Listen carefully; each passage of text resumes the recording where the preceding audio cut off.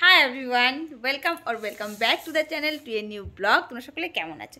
I hope তোমরা সকলে খুব ভালো আছো। আর আমি ভীষণ ভালো আছি। তার কারণ হচ্ছে একটাই, যে আমি অনেক দিন বাদে তোমাদের সাথে আবার দেখা করছি।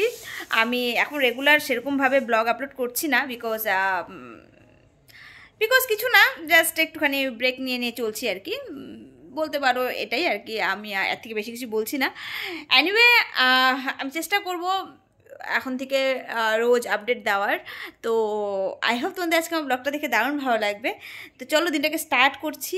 আজকে ঘর থেকে জানুয়ারি মাসে পিকনিক করলাম, যা মানে যখন কোনো স্পেশাল কিছু হয় অ্যাকচুয়ালি তখনই আমি ব্লগটা শ্যুট করছি কিছুদিন থেকে। কেন কি আই থিঙ্ক কন্টেন্ট ভালো না থাকলে না ওইভাবে ডেইলি ব্লগ, আমি তো আর কোনো ফেমাস কোনো সেলিব্রিটি না যে রোজ আমাকে লোকে দেখবে। আমার এটা মনে হচ্ছিল কিছুদিন থেকে, কেন কি আমার যেরকম ভিউয়ার্স আর যেরকম আমি রেসপন্স পাচ্ছিলাম সেটা থেকে আমি একটুখানি ডিমোটিভেট হয়ে গেছিলাম। তাই জন্য আমি শ্যুটটা একটুখানি কি বলবো, যখন কোনো কন্টেন্ট প্রপার কন্টেন্ট আমার কাছে থাকতো তখনই আমি শ্যুট করতাম। বাট আজকে মনে হলো যে না, অনেকদিন থেকে বন্ধুদের সাথে আড্ডা দিচ্ছি না, একটুখানি আড্ডা দিই। যখন আমি বাড়িতে একা একা থাকি তখন আমার খুব বোর ফিল হয়, আর তোমাদের সাথে কথা বলে আমার মনটা খুব ভালো লাগে। আর এই পারপাসেই কিন্তু আমার ইউটিউবে আসা। বাট ওটাই হয় কি, কখনো কখনো একটুখানি ডিমোটিভেট হয়ে যায়। যে কোনো কাজে যখন তুমি জড়িত থাকবে সেখান থেকে পজিটিভ একটা রেজাল্টই সবাই আশা করে, সেরকম আমিও আশা করি। But at the end of the day যখন তুমি ওই জায়গা থেকে একটু ডিসঅ্যাপয়েন্ট হয়ে যাবে, তখন একটুখানি সবাই যতই পজিটিভ থাকুক না কেন নেচার ওয়াইজ, বাট একটুখানি নেগেটিভিটি এসেই যায়। বাট এনিওয়ে, ওসব নিয়ে আমি আর ভাবছি না, বিকজ আমার তোমাদের সাথে কথা বলতে ভালো লাগে। এই থিঙ্কিংটা নিয়ে আমি যেই থিঙ্কিংটা স্পেশালি আমি নিয়ে ইউটিউবে এসেছি, যে আমি একা থাকি, আমার সাথে কথা বলার কেউ থাকে না। তো আমার বন্ধুদের সাথে, তোমাদেরকে বন্ধু করে, আমার ফ্যামিলি মেম্বার্স করে আমি তোমাদের সাথে মানে কি বলবো, মানে জড়িত হয়ে থাকবো। আমার সব কিছু তোমাদের সাথে শেয়ার করব, ভালো খারাপ সব কিছু। তো সেই মোটিভটাই এখন বর্তমান কাজে লাগাচ্ছি। আগামীতে যদি এখানে থাকে তো কিছু একটা হবে, আর না থাকলে এনিওয়ে দেখা যাবে, সেটা পরেরটা পরে। ভগবান দিলে তো, আমি তো বলো না, আমি যতটুকুর মধ্যে থাকি অতটুকু হ্যাপি থাকার চেষ্টা করি। ভগবান দিলে আমি তো হ্যাপিই আছি, আমার তো কোনো কিছুর অভাব নেই। যে অভাবটা আছে সেটা হচ্ছে একটা ভালো কমিউনিকেশন, কারোর সাথে ভালো একটা বন্ধুত্ব, সবার সাথে একটা ফ্যামিলি মেম্বার্স একটা ভালো ক্রিয়েট করা, আর তাদের সাথে নিজেকে জড়িত করা। আমি বলতে পারবো যে আমার নিজের একটা পরিচয়, আইডেন্টিটি একটা বানানো, সেটা একটা মোটিভ আছে, এটারই কমি আছে। তো চেষ্টা করি, চলো সবাই মিলে, যদি তোমরা আমাকে হেল্প করো তাহলে কি বলবো, আমার স্বপ্ন সফল হবে। আর যদি হেল্প না করতে পারো তবুও আমি চেষ্টা করবো আমার স্বপ্ন সফল করার, যেটা তোমাদের হেল্প ছাড়া কখনোই পসিবল না। যদি আমি এখানটায় থাকি, এই প্ল্যাটফর্মে থাকি আর কি, তো তোমাদের হেল্প ছাড়া কখনোই পসিবল না। তোমরা যদি আমাকে পছন্দ করো, ভালোবাসো, তবেই আমার এই স্বপ্নটা সফল হবে।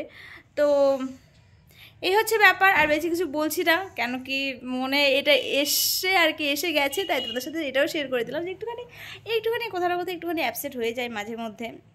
বিকজ যারা জানে ইউটিউব যারা করে তারা সকলেই জানে যে ইউটিউবে ভিডিও করা, সেটাকে এডিটিং করা, তারপরে এটার পিছনে অনেকটাই পরিশ্রম থাকে সবারই। আমার মতন যারা যারা ক্রিয়েটার্স আছে সবারই এটা অনেকটাই পরিশ্রম, অনেকটাই খাটনি হয়। তো এই হচ্ছে ব্যাপার। অ্যানিওয়ে, তো চলো দিনটাকে স্টার্ট করছি। আজকে একটা স্পেশাল দিন আমার জন্য, বিকজ হচ্ছে শীতকাল চলে যাচ্ছে, আর আমি এখনও পিঠে বানাইনি আর কি। তো আমাদের আসামে তো বিহুর সময় সবার ঘরে ঘরে পিঠে পুলি হয়, তো সবাই করে। বাট আমি এবার আসাম যেতে পারিনি, আর বাড়িতেও সংক্রান্তি হিসাবে আমিও বাড়িতেও কোনো কিছু করতে পারিনি। তো যাই হোক, শীতকাল যাওয়ার আগে একটুখানি পিঠে খাবো না তা তো বাঙালি হতে পারে না। বাঙালি হয়ে জন্মেছি যখন, পিঠে তো খেতেই হবে। তো চলো আজকে একটু জোগাড় করে নিয়েছি ছোট্ট করে, তো চলো ঝটপট গিয়ে পিঠেটা বানিয়ে ফেলি। তো আমি একটুখানি চাল ভিজিয়ে রেখেছিলাম, সিদ্ধ চাল আর ভোগ চাল দুটো মিক্সড করে। তো সেটা দিয়ে আমি একটা ব্যাটার তৈরি করে নিয়েছি মিক্সার গ্রাইন্ডারে পিষে, আর সেটা দিয়ে আমি পিঠে করছি। ইচ্ছে আছে সরা পিঠা করে দুধে জাল করব, আর সরা পিঠেটা খুব ভালো হচ্ছে, এই সরাটা আমার ঘরেই ছিল, খুব সফট হচ্ছে সেটা দিয়ে। তো আমি এখানে কড়াইতে দুধ বসিয়ে দিয়েছি, এখানে 2 কিলো দুধ আছে, আর এখানে হচ্ছে সরা পিঠেগুলো বানাচ্ছি। এটা বানানো একটা সিম্পল নিয়ম আছে, মানে এইভাবে করে মাদেরকে দেখেছি, এরকম বেগুনের এটার জন্য ধরতে সুবিধা হয়। তো এটা করে একটুখানি তেল লাগিয়ে তারপর এখানে এটা আস্তে করে দিয়ে তারপরে এটা দিয়ে এরকম চাপা দিয়ে দিতে হয়, একটু আঁচটাকে বাড়িয়ে দিতে হয়, তারপরে যখন একটু পুটপুট করে তখন একটুখানি জল ছিটে দিয়ে তারপরে নামাতে হয়। তো উনুনে বানালে এই পিঠেগুলো ভালো হয় বেশি, গ্যাসে খুব একটা ভালো হয় না। তো তবুও হয়েছে, বেশ বেশ সফটই হয়েছে, একদম সফট হয়েছে। আর আমি এই গুঁড়োটা করে নিয়েছি, মিক্সার গ্রাইন্ডারে করে নিয়েছি, এভাবে করে এইভাবে এটাকে একটুখানি আরেকটু জল দিয়ে পেস্ট করে নিয়েছি। আর এই পেস্টটা না একটু মিহি করতে হয়। আমি মিক্সার গ্রাইন্ডারে করার পরে একটু দানা দানা ছিল, সেটাকে আবার শিলনোড়াতে বেটে নিয়েছি। মিহি না করলে জিনিসটা অতটা ভালো হয় না, পিঠেটা এত সফট হয় না আর ফুলে না আর কি। আমারটা ফুলেছে বেশ ভালোই। তারপরে এইভাবে করে জলের ছিটে একটুখানি দিয়ে তারপরে কিছুক্ষণ বাদে এটাকে নামাবো। এবারে আঁচটা একটু কমিয়ে দিতে হয়, মানে এটা ভাপে ভাপে ফুলবে বেশ সুন্দর করে। হ্যাঁ, এটা খেজুরের গুড় দিয়ে জাল হবে।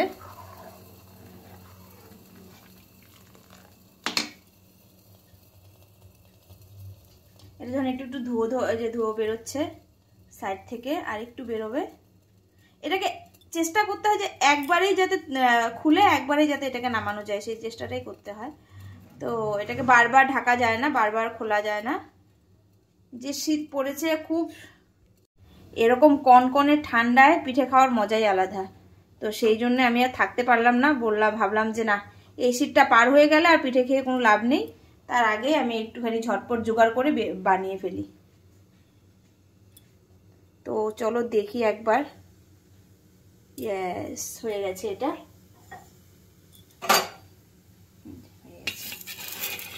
আর আমার পিঠেটা একটা জিনিস খুব সুন্দর হয়েছে, অনেক সময় হয় কি এই জায়গাটায় লেগে যায়, মানে এরকম এরকম এরকম করে তুলতে হয়, বাট আমারটা খুব ইজিলি উঠে যাচ্ছে। আর আমি প্রতিটার মধ্যেও দিচ্ছি না, তেল দিচ্ছি না, 2-4টে করে বানাচ্ছি, তারপর একটু করে তেল দিচ্ছি।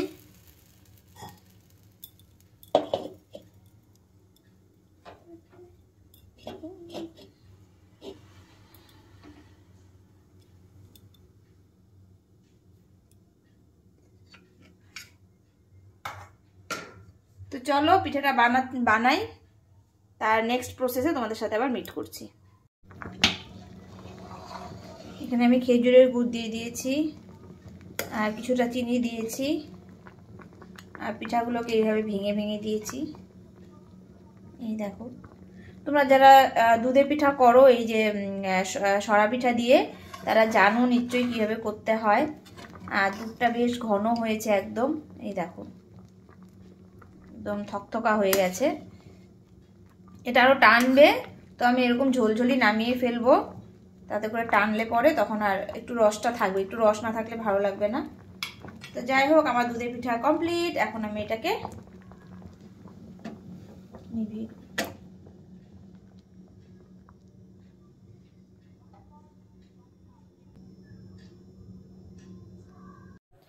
বেশ সুন্দর, দুধটা একদম থকথকে হয়েছে, বিকজ খুব ভালো করে জাল করা হয়েছিল। এখানে জল বেশি আমি দেইনি, একদম পুরো গাঢ় হয়েছে দেখতে।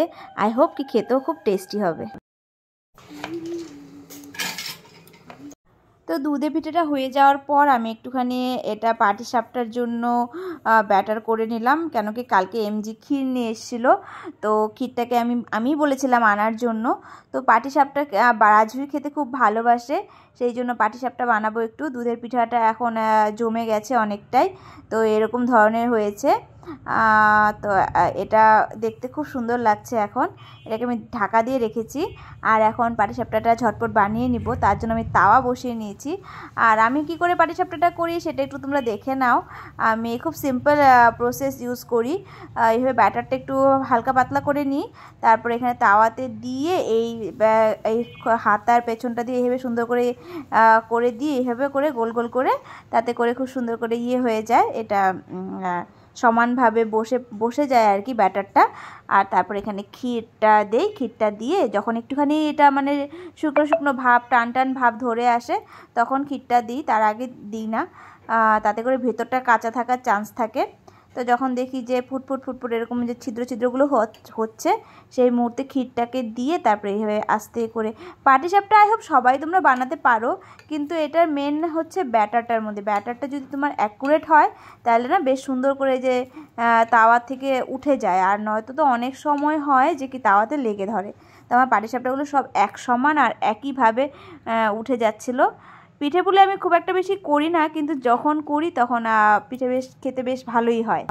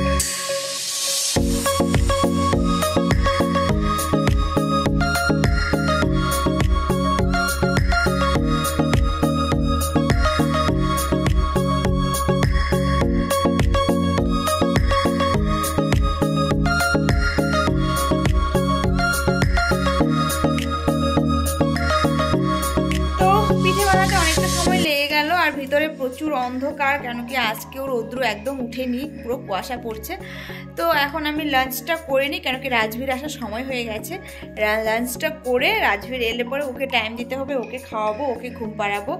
তো আমি একবারে তোমাদের সাথে ইভিনিংয়ে মিট করছি, ঠিক আছে? তো চলো একবার ইভিনিংয়ে দেখা করছি। আর একটা দারুণ জিনিস তোমাদের দেখাচ্ছি, এই হচ্ছে আমার লাউ গাছ, যেটা হচ্ছে এখনও। আর ছোট্ট একটা জাংলা করে দেওয়া হয়েছে, এটা উঠার পর আর কি জাংলাতে গিয়ে উঠবে। আর এই দেখো আমার এক গাছে এক ফল, এটা 12 মাসি আম। দেখো না, খুব মায়া লাগছে ছিঁড়তে। আমটা আর কদিন থাকবে মনে হয়, থাক পড়লে পরে আর 2-1 দিন থাকবে আমটা, থাক যে 2-1 দিন থাকে থাক, পড়লে পরে ঠাকুরকে দিব। তাহলে পেকে গেছে, কিন্তু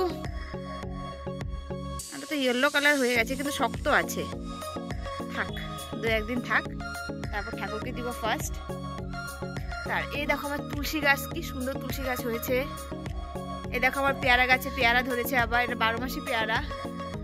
এই যে একটা ফল, এই যে আরো 2টো ফল, বড় হতে সময় লাগবে। এই যে একটা ফল, তো অনেক কটা পেয়ারা আছে গাছে। তো চলো পুজোটা দিয়ে নিয়ে তারপরে আবার তোমাদের সাথে মিট করছি। আজকে মনে হচ্ছে শুধু আমার রান্নারই পালা, কেন কি দেখো পিঠেপুলি করার পর আমি এতটা টায়ার্ড হয়ে গেছিলাম দাঁড়িয়ে করা অনেকটা সময়। আবার এমজি বিকালে মাছ নিয়ে এলো, বোয়াল মাছ। দেখো মাছগুলো কি বড় বড়, আর বলছে পোলাও আর বোয়াল মাছের ভাপা খাবে। সেই প্রিপারেশনে লেগে পড়লাম, কি করব। আর রাজভীকে একটু পড়াতে বসেছিলাম, ওকে পড়িয়ে তারপরে চালটাকে ভিজিয়ে ঝরা দিয়ে নিয়েছি। দেখো চালটা শুকিয়ে গেছে। আর এখানে আমি ঘিটাকে একটুখানি গলিয়ে নিলাম, নয়তো মাখতে অসুবিধা হয়, কারণ কি শীতকালে ঘি জমে থাকে আর কি। তো চলো এখন এক এক করে প্রিপারেশনগুলো করি, কি আর করব, এখন খাবে বলেছে তো বানিয়ে তো দিতেই হবে। আর এবার শীতকালে সত্যি কথা বলতে ঘরে পোলাও আমি বানাইও নি। তো চলো পোলাও, আর আজকে ডিনারে হচ্ছে বোয়াল মাছের ভাপা। কি করে করি তোমরা দেখে নাও। তো আমি যখন সাধারণত পোলাও বানাই আমি কি করি, আমি সব হচ্ছে একসাথে মেখে নিই, যেমন হচ্ছে লবণ, চিনি, হলুদ, গরম মশলার গুঁড়ো, ঘি, এসব দিয়ে একসাথে মেখে তারপরে কিছুটা সময় ঢেকে রেখে দিই। তারপর হচ্ছে পোলাওটা আমি করি, এতে করে খুব ইজি হয় প্রসেসটা, আর টেস্টিও হয়, একদম ঝরঝরা পোলাও হয়। তো এই প্রসেসটা তোমরা ট্রাই করতে পারো। আর বোয়াল মাছের ভাপা বানাতে গেলে আমার মনে হয় যে সব থেকে যেটা ভয় লাগে সেটা হচ্ছে তেল ছিটের ভয়। তো এই জন্য আমি একটা ছোট্ট কিচেন ট্রিক তোমাদের সাথে শেয়ার করছি। সেটা হচ্ছে বোয়াল মাছে তেল, নুন আর হলুদ 3টা মেখে 5-10 মিনিট রেখে দিতে হয়। তারপর হচ্ছে তেলটা গরম হওয়ার পর সেখানে একটুখানি নুনের ছিটা দিয়ে একটু হাফ টিস্পুনের মতো নুন দিয়ে সেখানে বোয়াল মাছটা দিয়েই আমি চট করে ঢেকে দিই, কেন বোয়াল মাছ খুব ফোটে। আর আমাদের তো প্রতিদিন আগুনের সাথে লড়াই করতে হয়, আগুন নিয়ে খেলা করতে হয়, তো আমাদেরকে সাবধানভাবেই করতে হবে। যতটা সম্ভব একটুখানি সাবধানে করার চেষ্টা করতে হয়, কেন কি খেতে গেলে একটু রিস্ক নিতেই হয়। আর সাধারণত বোয়াল মাছ খুবই ফোটে, তেল দেওয়ার পর লবণ দেওয়ার পরেও ফুটতে পারে, এটা কোনো সিওরিটি নেই যে কি লবণ দিলে পরে ফুটবেই না, এরকম কোনো ব্যাপার নেই। তো সম্ভব তোমরা চেষ্টা করবে মাছটা ছেড়ে এইভাবে করে ঢেকে দিতে। আর যখন ঢাকনাটা উঠাবে তো সামনের দিকে না পেছন দিকে হেলিয়ে উঠাবে, যেইভাবে করে, এতে করে তেলটা যদি পট করে ফোটেও তো পেছন দিকে যাবে, তোমার সামনে মুখে এসে পট করে আর কি ইয়ে করতে পারবে না। তো এক হাতে ক্যামেরা ধরে মাছ উল্টাতে আমার ভীষণই রিস্ক হচ্ছিলো, কিন্তু তবু আমি তোমাদের সাথে এই জিনিসটা শেয়ার করার জন্য একটুখানি রিস্ক নিয়ে করলাম। তাতে করে আমার একটুখানি ছিটেও ছিল গলার দিকে, তো যাই হোক সেটা কোনো ম্যাটার না, সেরকম কিছু হয়নি। তো এইভাবে করে তোমরা বোয়াল মাছ ভাজতে পারো।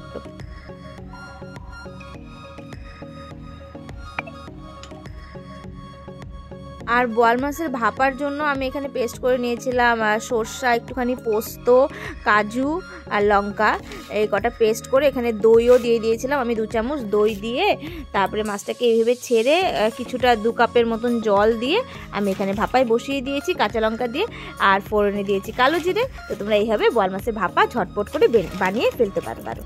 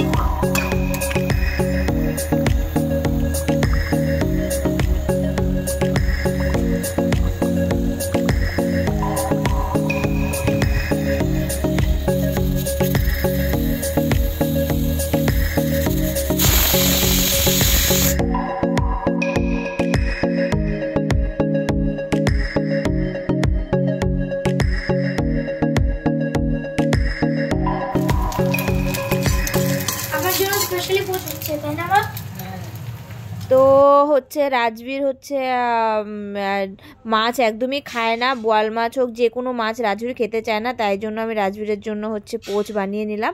আর এই দেখো আমার পোলাওটাও বেশ ঝরঝরে হয়েছে। তো এখন ডিনারটা করে তবে তোমাদের সাথে মিট করছি।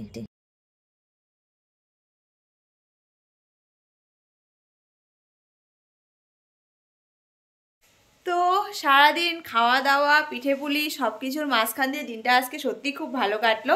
অ্যান্ড আমি ড্রেস চেঞ্জ করে নিলাম, রান্না বাড়ার পর ড্রেস চেঞ্জ না করলে ভালো লাগে না, এখন আমি ঘুমোতে যাব। তো আই হোপ তোমাদের আজকে আমার ব্লগটা দেখে দারুণ ভালো লেগেছে। আর তোমাদের যদি আমার ব্লগটা কোথাও যদি একটু ভালো লেগে থাকে তাহলে please like, share and comment করতে ভুলো না। অবশ্যই আমার চ্যানেলটাকে সাবস্ক্রাইব করো। দেখা হচ্ছে নতুন একটা ব্লগে খুব শিগগিরই। টিল দেন সকলে ভালো থেকো, সুস্থ থেকো, খুব পজিটিভ থেকো। দেখা হচ্ছে খুব তাড়াতাড়ি। টাটা।